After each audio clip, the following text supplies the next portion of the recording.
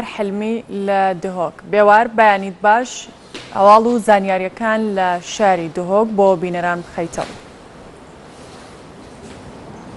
بله سپیده باش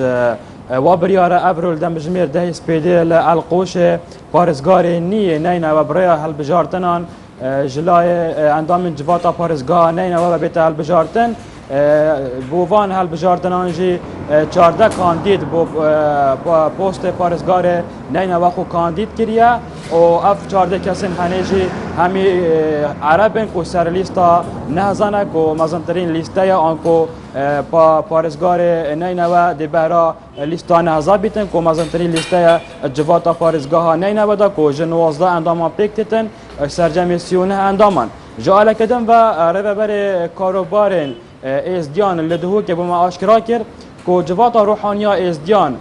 افصال بریار دایا کو جشن جمعه نه تکرین آنکو رسمی نوی بریونه چن افصال جبر کو دبیجن کو ای سال هجماره کا زور یا جوا کا اس دی آواره بویا گلک دن هادی نکشتن گلک دن نه دستن چک دارن داعش دانا هر دیسان آخوان جی گلک جر کنترل چک دارن داعش دایا و بریاره کو ششی و مه تا کو 13 اوی مه رو رسمی جشن جمعه هات بنا کرن لوکی من گوتی افصال نه نکرم تنه ده هنت رو رسمی فرس نکرنین آینی کو هر سال لوی روزه دا همو ازدین همو جهان قصد پارزگاه لالشت کردن و الویری رو رسم دیگران لی افصال افری رسم پریوناچن. بله بێوار حلمی پامنێرمان لە شاری دۆک ڕاستەخۆ لەگەڵمان بووی سپاس بۆ زانیاریەکانە ئەچینە